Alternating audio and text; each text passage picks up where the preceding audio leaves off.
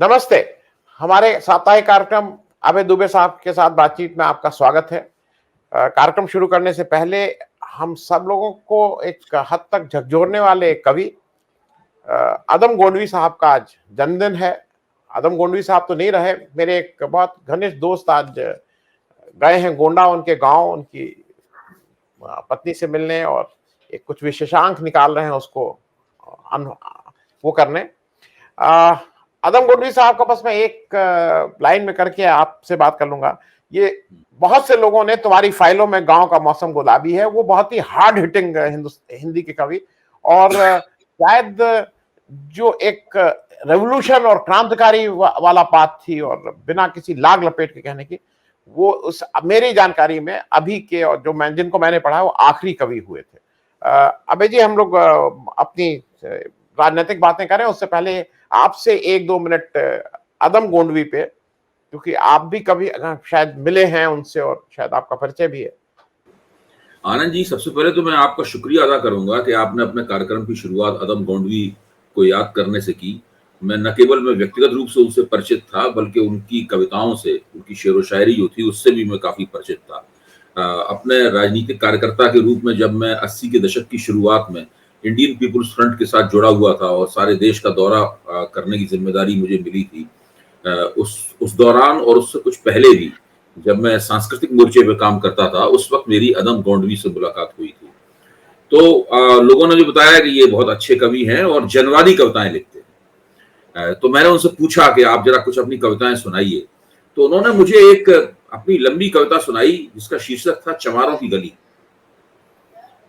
तो वो उस कविता को सुन के मैं बहुत प्रभावित हुआ, क्योंकि मैं भी साहित्य कला के क्षेत्र में लिखते पढ़ते हुए ही एक राजनीतिक कार्यकर्ता बना था। और हम लोग उस पीढ़ी के राजनीतिक कार्यकर्ता थे जिनकी सत्ता की राजनीति करने में कोई दिलचस्पी नहीं थी। हम एक ऐसे संगठन के सदस्य थे जो चुनाव लड़ने में विश्वास नहीं करता थे, लेकिन वो जनता की मांगे उठाने में विश्वास करते थे। और ऐसी शक्तियों से ही हम लोग मिला करते थे जो चुनावबाज, हम बड़े तिरस्कार के साथ कहते थे हमारी पार्टी चुनावबाज पार्टी नहीं है, हमारा संगठन चुनावबाज नहीं है। और अदम गोंडवी हमारी विचारधारा से सहमत थे।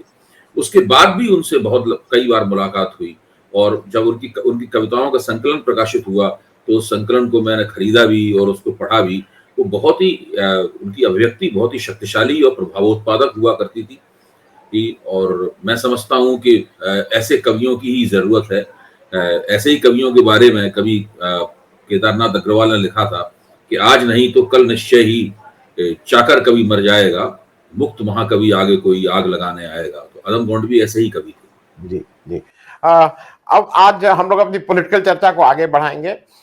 एक बड़ा इंपॉर्टेंट पिछले हफ्ते का सबसे बड़ा मेरे हिसाब से महत्वपूर्ण बात थी कांग्रेस अध्यक्ष का चुनाव। अब कुछ लोग कह रहे हैं कि वो तो पहले ही से था, फिक्स मैच था, इत्यादि इत्यादि, पर फिर भी नहीं, फिर भी मैं कहूंगा कि दो चुनाव, देखिए, एक तो राजनीति में कोई भी मैच फिक्स नहीं होता जी। भारत में लोकतांत्रिक राजनीति का जो स्वभाव है उसके अंदर मैच फिक्स होना बड़ा मुश्किल है। उसमें कुछ ना कुछ गड़बड़ हो ही जाती है। आप देखिए, क्या ये छोटी मोटी बात है कि 18 साल तक जिस गांधी परिवार का अध्यक्ष रहा कांग्रेस में, और जिला स्तर से लेकर तहसील स्तर से लेकर और सभी स्तरों पर सारे के सारे जितने भी पदाधिकारी थे वो सारे सोनिया गांधी के या तो नियुक्त किए हुए थे या उनके आशीर्वाद से काम कर रहे थे, उनके द्वारा नामजद थे या उनके नेतृत्व में उन्होंने लंबे अरसे तक काम किया था। एक ऐसी पार्टी में एक ऐसे व्यक्ति को, शशि थरूर को 1000 से ज्यादा वोट प्राप्त हुए। मेरा तो मानना यह था शुरू में कि शशि थरूर को शायद ही कोई वोट, शशि थरूर को मुश्किल से 100 या उससे कम वोट मिलेंगे, लेकिन बाकायदा शशि थरूर ने 1000 से ज्यादा वोट प्राप्त किए और 400 से ज्यादा वोट व्यर्थ हुए, बेकार हुए। वो आमतौर पे उनको आप एक नोटा के तौर पे आप देख सकते हैं कि एक ऐसा, वो ऐसे वोटर्स थे जिन्होंने किसी क्षेत्र, मतलब जो पार्टी की दशा से सहमत नहीं थे और उन्होंने कहा कि वो आलोचना करते हैं, एक तरह से वो वोट आलोचना के प्रतीक थे। तो इस मैच को, इस चुनाव को फिक्स केवल भारतीय जनता पार्टी और उनके प्रवक्तागण कह सकते हैं। हम लोगों को तो इस चुनाव का विश्लेषण करना चाहिए कि बहुत दिनों बाद एक राष्ट्रीय पार्टी में इस तरह का चुनाव हुआ। भारतीय जनता पार्टी में तो आज तक अध्यक्ष का चुनाव ही नहीं हुआ है। जब मैंने एक टीवी चैनल के ऊपर ये सवाल उठाया कि भाई आप कांग्रेस के ऊपर इतनी छींटाकशी कर रहे हैं, आप ये कह रहे हैं कि कांग्रेस का जो भी अध्यक्ष बनेगा वो गांधी परिवार का मोहर ठोकू होगा, लेकिन आप ही बताइए कि आपके यहाँ कभी कोई अध्यक्ष का चुनाव हुआ है जनसंघ के जमाने से? अध्यक्ष तो उनके यहाँ प्रकट होता है, कोई अध्यक्ष तो उनके यहाँ प्रकट होता है। आप बताइए, जब नितिन गडकरी अध्यक्ष थे उन्हें किसने अध्यक्ष बनाया था, किसने उनको वोट दिया था? उसके बाद राजनाथ सिंह जी अध्यक्ष हुए, उनको किसने अध्यक्ष बनाया था? फिर अमित शाह को किसने अध्यक्ष नियुक्त किया? फिर जगत प्रकाश नड्डा को किसने अध्यक्ष बनाया? ये सब देखिए, भारतीय जनता पार्टी के अंदर अध्यक्ष की जो हैसियत है, मेरा मानना है कि मल्लिकार्जुन खड़गे की हैसियत उससे बेहतर होगी। मल्लिकार्जुन खड़गे के पास जगत प्रकाश नड्डा से ज्यादा अधिकार होंगे, उनके पास जगत प्रकाश नड्डा से ज्यादा अधिक स्वायत्तता होगी और उनका जगत प्रकाश नड्डा से अधिक सम्मान होगा। अभी तक कांग्रेस का आला कमान 3 सदस्यीय आला कमान था, इसके अंदर सोनिया गांधी थी, राहुल गांधी थी, प्रियंका गांधी थी। अब वो 4 सदस्यीय आला कमान हो चुका है। अब आला कमान की ऐसी कोई बैठक नहीं होगी इसके अंदर ये 4 सदस्य न बैठे हो। जगहों पर खड़गे अपने सुझावों के जरिए गांधी परिवार के प्रस्तावों को बदलवाएंगे और अपनी बातों से उनको मुतासिर करेंगे। मुझे तो पक्का यकीन है कि मैं ये नहीं कह रहा हूं कि खड़गे के आने से कांग्रेस के अंदर कोई क्रांति आ जाएगी या उसमें दरबारी संस्कृति का जो बोलबाला है वो संस्कृति समाप्त होकर कोई लोकतांत्रिक संस्कृति पैदा हो जाएगी। मैं ये नहीं कह रहा हूं, ये एक दूसरी अति हो जाएगी अगर ये मैं कहूंगा। लेकिन ये भी एक अति है कि इसको फिक्स्ड मैच कहना या ये कहना कि खड़गे के पास किसी किस्म की कोई ऑटोनॉमी नहीं होगी, ये सब गलत बातें हैं। भारत में राजनीतिक पार्टियां ऐसी तरीके से चलती हैं, जो लोकप्रिय चेहरा होता है, पार्टी को वोट दिलाने वाला चेहरा होता है, वो अलग होता है, और संगठन के कामकाज को देखने वाला चेहरा अलग होता है। भाजपा भी इस तरह चल रही है, अब कांग्रेस भी इस तरह चलेगी और तमाम क्षेत्रीय दल भी इसी तरीके से चलते हैं। जी मैं इस पे और मैं मतलब जो मुझे लगता है, आपने बताया कि प्रकट होते हैं, लेकिन एक व्यक्ति ऐसा है जो अवतरित हो सकता था, लेकिन अभी तक वो अध्यक्ष पद पे तो अवतरित नहीं हुए हैं, बाकी जगह पे अवतरित, क्योंकि भाजपा के पास प्रकट होना, अवतरित होने के बहुत से महापुरुष हैं। खैर, मुझे खड़गे जी की 2-3 चीजें मैं आपसे शेयर करूं, जैसे मैं देखा हूं, फिर आप जरा बताइए मुझे। एक तो बहुत सीजन पॉलिटिशियन है, 10 बार जो चुनाव जीता है, 2 बार लोकसभा का चुनाव, 10 बार एमएलए का चुनाव, वो तो पॉलिटिशियन होना ही, उसको चुनाव की राजनीति समझ में आती है। एक चीज जो जिसको खड़गे जी को नहीं अच्छा लगता है, पर जो मैटर ऑफ फैक्ट है, वो दलित हैं, साउथ से आते हैं, हिंदी बोल लेते हैं, और मुझे ऐसा लगता है कि कर्नाटक इलेक्शन में जो तुरंत जो इमीडिएट फायदे की बात होते हैं, शॉर्ट टर्म, कर्नाटक इलेक्शन में खड़गे जी के अध्यक्ष बनने से जरूर कांग्रेस का कुछ ना कुछ फायदा जरूर होगा। मैं इन 3-4 चीजों पे, उनका सीजन पॉलिटिशियन होना, उनका साउथ से आना, उनका हिंदी भी ठीक से बोल लेना और कम्युनिकेट कर लेना, दलित होना, और कर्नाटक के होने की वजह से कर्नाटक इलेक्शन को प्रभावित करना।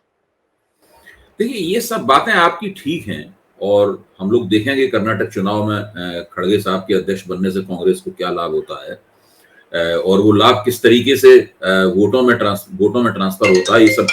ये सब बातें भी हम लोग देखेंगे।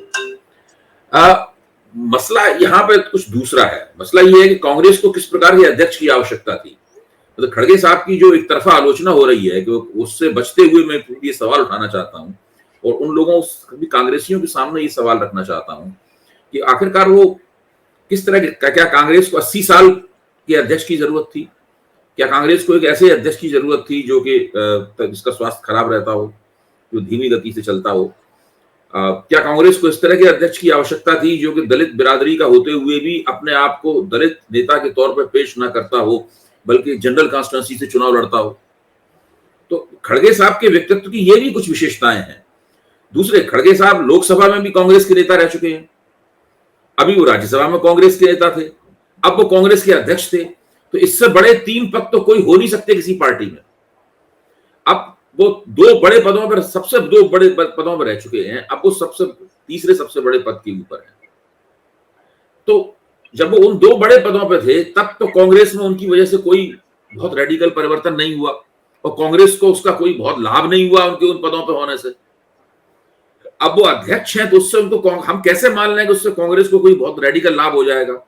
तो इसलिए हम लोगों को ध्यान से देखना चाहिए कि गांधी परिवार के साथ में उनका तालमेल किस तरह बैठता है। देखिए, ये सोनिया गांधी, राहुल गांधी, प्रियंका गांधी हैं, इन तीनों के अलग अलग इको चैम्बर्स हैं। तीनों हैं एक ही परिवार के, माँ बेटे और बेटी हैं, लेकिन इसके बावजूद तीनों के सलाहकार मंडल अलग अलग हैं। अब खड़गे साहब को इन तीनों के सलाहकार मंडलों के साथ में अपना तालमेल बैठाना पड़ेगा। वो उनके कान में फुसफुसा आते हैं, उनके सलाहकार अलग अलग किस्म के सलाहकार हैं, उनके लिए ट्वीट करते हैं, क्या करते हैं वो, एक देखिए बहुत आसान काम नहीं है उनके लिए। जब वो लोकसभा में कांग्रेस विधायक, कांग्रेस संसदीय दल के नेता थे या राज्यसभा में थे, तब उनके काम करने की शैली अलग तरह की थी। अब अध्यक्ष के कमरे में बैठ के, अध्यक्ष की कुर्सी बैठ के उनकी शैली अलग तरीके की होगी। और सबसे बड़ी चुनौती ये है कि भाई उन्हें गुजरात में और हिमाचल प्रदेश में कांग्रेस की जो चुनावी मुहिम है, किसी तरीके से कोशिश करके उसको पटरी पे लाना होगा। कांग्रेस वहां गुजरात में तो अनुपस्थित सी है। अभी एक जो एक टीवी के संवाददाता हैं जो कि सारे देश में घूम घूम के जनता से, आम जनता से बातचीत करते हैं और उनका बहुत लोकप्रिय है न्यूज़ 24 के, तो राजीव रंजन, तो मैं उनके प्रोग्राम उनके दो प्रोग्रामों को मैंने देखा। वो फुटपाथ पे बैठे हुए लोग हैं, ऑफिस जाते हुए लोग हैं, बस स्टॉप पे खड़े हुए लोग हैं, सबसे बातचीत कर रहे हैं। तो लगभग सभी का कहना था कि गुजरात में कांग्रेस चुनाव कैंपेन मुहिम से अनुपस्थित है। मेहनत केवल दो ही पार्टियां कर रही हैं, भाजपा कर रही है मेहनत और आम आदमी पार्टी मेहनत कर रही है। इसलिए कांग्रेस, लोग कहते हैं इस पर टक्कर में, ये तो है ही नहीं कांग्रेस, ये तो हम लोगों के बीच आ ही नहीं रही है कांग्रेस। तो ये जो स्थिति है, ये स्थिति तो बहुत अफसोसनाक स्थिति है। एक ऐसे राज्य में जहां पिछली बार आप भाजपा को हराते हराते रह गए थे, आज आप चुनावी मुहिम से गायब हैं और जनता भी इस बात को महसूस कर रही है। तो वहां तुरंत खड़गे साहब को एक बहुत जबरदस्त रेडिकल किस्म के कदम उठाने होंगे। गुजरात में कांग्रेस की उपस्थिति दर्ज करानी होगी, हिमाचल प्रदेश में कांग्रेस की उपस्थिति, दोनों सरकारों के खिलाफ एंटी इनकम्बेंसी है। गुजरात में, गुजरात सरकार के खिलाफ भी एंटी इनकम्बेंसी थोड़ी बहुत नहीं, बहुत है ज्यादा। अगर आप सी वोटर के सर्वे में जाएं तो 70% के इर्द गिर्द है। और ये जयराम ठाकुर की सरकार से भी लोग खुश नहीं है जी। हाँ, लेकिन इसके बावजूद अब खड़गे साहब कैसे ही कदम उठाएंगे, क्या करेंगे, ये देखने की बात है जी। गुजरात में तो मेरे एक दो जो मित्र हैं, कल वो बोले कि कांग्रेस को ढूंढ रहा है वोटर वोट देने के लिए, कांग्रेस मिल नहीं रही है। उसका कहना ये था, उसने समअप ये किया कि वोटर ढूंढ रहा है, कांग्रेस दिख ही नहीं रही कि भाई किसको वोट दे, कांग्रेस है ही नहीं। खैर, मैं एक इसी से, क्योंकि गुजरात से रिलेटेड प्रश्न हम लोग कर रहे हैं, ये मनीष सिसोदिया जी को जो अभी मंडे को बुला के 9-10 घंटे की पूछताछ करके और फिर छोड़ के, और उसमें दोनों तरफ से चैलेंज दिया जा रहा था कि अच्छा पकड़ के दिखाओ, और वो निकल के कहे कि ये तो बीजेपी, जो सबको लगा कि शायद ये ऐसे ही कह रहे हैं कि बीजेपी का मुझे ऑफर दे रही थी, सीबीआई कह रही थी बीजेपी ज्वाइन कर लो, इस तरह के आक्षेप उन्होंने पब्लिकली लगाए। ये मुझे तो ऐसा लग रहा है भाई ये आपके फेवर में गया है, जो भी ये बीजेपी ने किया है, ये एडवांटेज आप हुई है। अब वो जानबूझ के किया है कि उसमें हो गया है, ये नहीं मालूम। आपका इसमें क्या है? देखिए, सबसे ज्यादा दिलचस्प बात तो ये है कि उस दिन सुबह के वक्त एक आम आदमी पार्टी के एमएलए ने ट्वीट किया। वो ट्वीट बहुत दिलचस्प था। वो ट्वीट में उसने लिखा कि आज अभी मनीष सिसोदिया घर से निकले हैं, अब वो सीबीआई से पूछताछ करने के लिए जाएंगे। तो आप इसका अंदाजा लगा लीजिए कि आम आदमी पार्टी के ऊपर ये जो एजेंसियों का हमला हुआ है, आम आदमी पार्टी किस खूबी के साथ में और किस हाजिर जवाबी के साथ में इसका मुकाबला कर रही है। देखिए, जन्माष्टमी के दिन हमला शुरू हुआ था। उस दिन कहा जा रहा था कि भाई आज ही सबको गिरफ्तार करके जेल में डाल दिया जाएगा और मनीष सिसोदिया तो आज ही जेल चले जाएंगे। अब वो तो बहुत लोग भूल भी गए हैं कि पहला छापा कब पड़ा था और कब क्या हुआ था। तो मुझे तो अब एक जो मैं आपके साथ शेयर करना चाहता हूं, दिल्ली के अंदर नगरपालिका के चुनाव होने वाले, किसी भी वक्त चुनाव की तारीखों की घोषणा हो सकती है। आरक्षित सीटों की संख्या जैसे ही खुलेगी वैसे ही चुनाव की घोषणा हो जाएगी। सब लोग जानते हैं कि नगरपालिका, दिल्ली महानगरपालिका के चुनाव में अभी तीन कारपोरेशन थे, अब एक बना दिया गया है। इसमें भारतीय जनता पार्टी जितने दिन तक काबिज रही, उसने भ्रष्टाचार के सारे रिकॉर्ड तोड़ दिए। वहां भा का मतलब भाजपा नहीं था, भा का मतलब भ्रष्टाचार था उसके अंदर। दिल्ली में चर्चा यह है कि जिस काउंसलर ने 100 करोड़ रुपए से कम कमाया है वो तो मूर्ख है। तो ये स्थिति है दिल्ली में भाजपा की, और ये बात पिछले चुनाव के वक्त भी थी। इसीलिए अमित शाह ने हर व्यक्ति का टिकट काट दिया था, 100% टिकट काट दिए थे और नए टिकट ले आए थे। अब हर बार तो ऐसा कर नहीं सकते। जो नए लोग लाए उन्होंने भी खूब जम के माल काटा, तो भाजपा केवल एक ही तरीके से आम आदमी पार्टी से यहां चुनाव लड़ सकती है कि वो आम आदमी पार्टी को भी भ्रष्टाचारी साबित करे। इसलिए लगातार ये सब हो रहा है, जनता के सामने ये नजारा ये जाए कि दो प्रमुख पार्टियां हैं, दोनों ही भ्रष्ट हैं। इसीलिए हर चीज के ऊपर जांच की जा रही है। यहां तक कि पेंडिंग अरविंद केजरीवाल ने बताया था कि राज्यपाल साहब ने, उपराज्यपाल साहब ने जो एक पेमेंट पेंडिंग था उसकी भी जांच का ऑर्डर कर दिया था। तो ये भाजपा का बिल्कुल चल नहीं रहा है, मैं आपको जी जी, और उससे भाजपा को कोई लाभ नहीं है। अगर और भाजपा इस वक्त दिल्ली में जो महानगर पालिका है उससे भी अपदस्थ होने के खतरे को देख रही है। जी, मैं अगर निर्मला जी की भाषा में बोलूं, भाजपा का लाभ नहीं हो रहा है लेकिन आम आदमी पार्टी का फायदा हो रहा है, ये तो डेफिनेट है। क्योंकि जैसे वो कहते हैं ना कि डॉलर बढ़ रहा है, रुपया नहीं बढ़ रहा है। खैर, हिमाचल में क्या हो रहा है भाई साहब? ये हिमाचल में बीजेपी के टिकट जो 62 टिकट अभी उन्होंने जो किए, उसके बाद वहां इतनी बवाल मच गया है। 11 लोगों के टिकट क्या कटे, कोई भग रहा है, कोई कह रहा है कि हर एक आदमी ताल ठोक रहा है हिमाचल में। और हिमाचल में तो कांग्रेस है थोड़ी बहुत, मतलब उतनी बुरी स्थिति नहीं है गुजरात जैसी।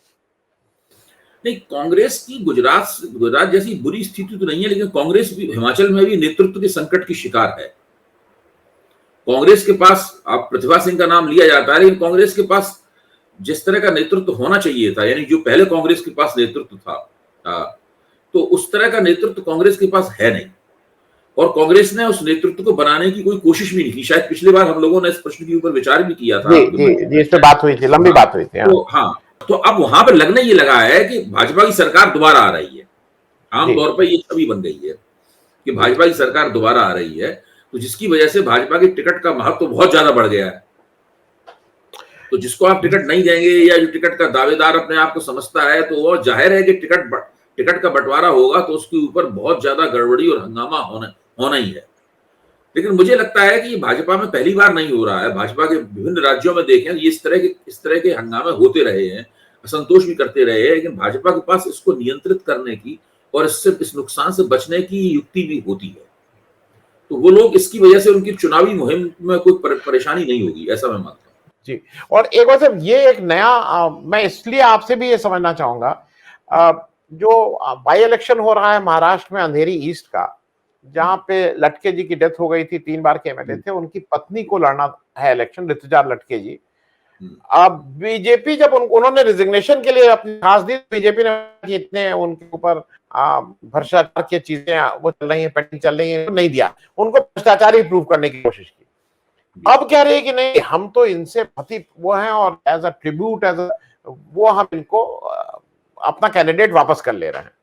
तो ये डर है कि ये सही में सहानुभूति और इज्जत देने की बात है। ये घटना बताती है कि महाराष्ट्र में, ये घटना बताती है कि महाराष्ट्र में भाजपा की जो राजनीति है वो अभी भी अनिश्चय की शिकार है।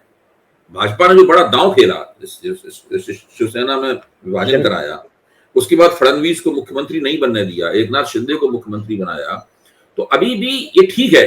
इस दांव में भाजपा भविष्य की संभावनाएं देख रही है और हम लोग भी देखते हैं संभावनाएं उसमें, लेकिन अभी चीजें भाजपा की मर्जी के मुताबिक वहां नहीं हो रही हैं। अभी परिस्थिति जो है वहां पे हिली हुई है, जिसे आप कहते हैं ना, situation is still in flux. तो भाजपा अभी भी अनिश्चय की शिकार है, और ये इस निर्वाचन क्षेत्र में भाजपा ने जो अपना उम्मीदवार वापस लिया है वो इसका सबसे बड़ा सबूत है। अगर भाजपा अनिश्चय की शिकार नहीं होती तो वो ऐसा नहीं करती जैसा उसने किया है। उसके अंदर भी एक प्रश्न के ऊपर कई तरह की राय है। तो जब जो लॉबी मजबूत होती है उसकी आवाज तेज सुनाई देती है, बाद में पता चला उसको डाउन कर दिया गया और दूसरे की आवाज आने लगी। एक चलते चलते एक प्रश्न, क्योंकि उसके बिना आजकल विमर्श पूरा नहीं होगा। भारत जोड़ो यात्रा के बीच में जब राहुल गांधी प्रेस कॉन्फ्रेंस किए खड़गे जी के बनने के बाद, तो उन्होंने कहा कि भाई जैसे अध्यक्ष जी मुझे जहां डिप्लॉय करना चाहेंगे, जैसे करना चाहेंगे वैसे करूंगा। आपको क्या जैसे लगता है कि राहुल गांधी जी अगर इस बात पे खरे उतरेंगे, क्योंकि अभी तो अगले 4 महीना भारत जोड़ो। मैं आपको कहता हूं कि एक सुझाव मैं देता हूं, मुझसे तो कोई कांग्रेसी सुझाव लेता नहीं है। अगर मुझसे सुझाव लेने आए तो मैं उसे क्या सुझाव दूंगा? मैं सुझाव ये दूंगा कि खड़गे साहब को चाहिए कि राहुल गांधी को हुक्म दें कि वो अपनी भारत जोड़ो यात्रा बीच में रोक दें और गुजरात में जाकर चुनाव प्रचार करें। और हिमाचल प्रदेश में जाकर चुनाव प्रचार कर रहे हैं। पिछली बार 12 दिन गुजारे थे राहुल गांधी ने गुजरात में, और राहुल गांधी अगर भारत जोड़ो यात्रा को थोड़े दिनों के लिए स्थगित करके ये उसकी खड़गे साहब का ये आदेश मान लें, तो आप बताइए कांग्रेस के पूरे संगठन में खड़गे साहब की इतनी औकात बढ़ जाएगी, इतनी बड़ी हैसियत हो जाएगी खड़गे साहब की, और पूरे उसको वास्तव में एक नया अध्यक्ष मिल जाएगा कांग्रेस को। और राहुल गांधी उनकी बात मान के यात्रा रोक कर चुनाव प्रचार करने लगे, और चुनाव के बाद फिर शुरू करने यात्रा, या अपना प्रचार खत्म करके फिर शुरू करने यात्रा। तो इससे बिल्कुल एक बहुत बड़ा रेडिकल चेंज हो जाएगा कांग्रेस के अंदर। जी जी, राहुल गांधी ने कहा है कि वो हमारी भूमिका तय करेंगे, तो ये भी सब साकार हो जाएगा। ठीक बात है, ठीक बात है। आपसे कोई कांग्रेसी सुझाव लेने आए तो आप मेरा सुझाव उन्हें दीजिए। नहीं, आप नहीं, ये बात मैं भी मानता हूं, क्योंकि एक चीज और, मैं अंतिम प्रश्न, शशि थरूर जी का भी रोल मैं कहूंगा बहुत ग्रेसफुल। लखनऊ में आए थे, मैंने देखा बहुत ही ग्रेसफुली ठीक से लड़ रहे थे, कांग्रेस की लगातार बात कर रहे थे।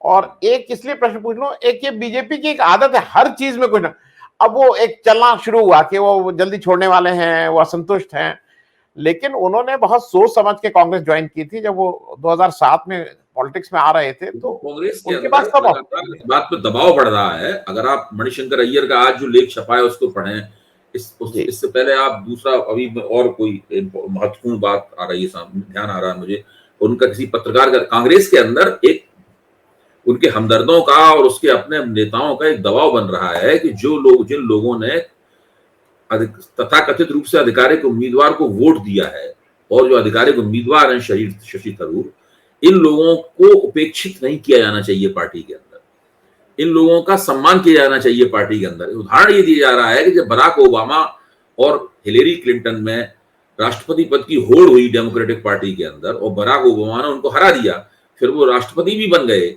तो उन्होंने हिलेरी क्लिंटन को फौरन अपना विदेश मंत्री बना लिया। ऐसा नहीं कि उन्होंने ये हमारे खिलाफ है तो हम इसको किनारे डाल दें। तो ये इस तरह की इस उदाहरण को सामने रखा जा रहा है कांग्रेस के। तो देखिए अब क्या होता है, ये अब गांधी परिवार और खड़गे साहब को खुद भी सोचना है कि वो शशि थरूर का क्या करेंगे। शशि थरूर दरअसल जो G23 है उसकी नुमाइंदगी करते हैं, और जब सोनिया गांधी बीमार थी तो वो शशि थरूर लंबे लंबे खत लिखा करते थे, इससे वो नाराज भी होती थी सोनिया गांधी।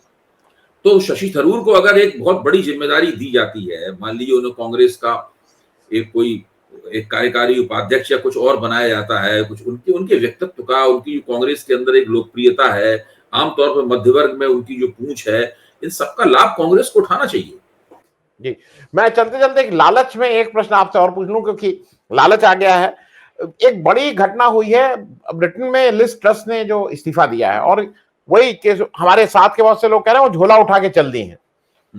ये क्या इस तरह से एक वार्निंग है दुनिया के किसी भी डेमोक्रेसी में कि जहां पे अर्थव्यवस्था की दिक्कत है, दुनिया में सब जगह आर्थिक संकट है।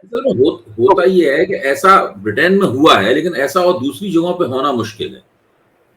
भारत में भी अर्थव्यवस्था बहुत दिक्कत में है। भारत में क्या आप सोचते हैं इस तरह का कोई व्यक्ति छोड़ता है? कोई भी नहीं छोड़ता है, और दूसरे देशों में भी नहीं छोड़ता। श्रीलंका में तो तब तक सारे सत्ताधारी लोग कितना बड़ा आर्थिक संकट था, पूरी अर्थव्यवस्था तबाही और दिवालियापन के गर्त में चली गई थी, उसके बावजूद भी लोगों ने सत्ता नहीं छोड़ी।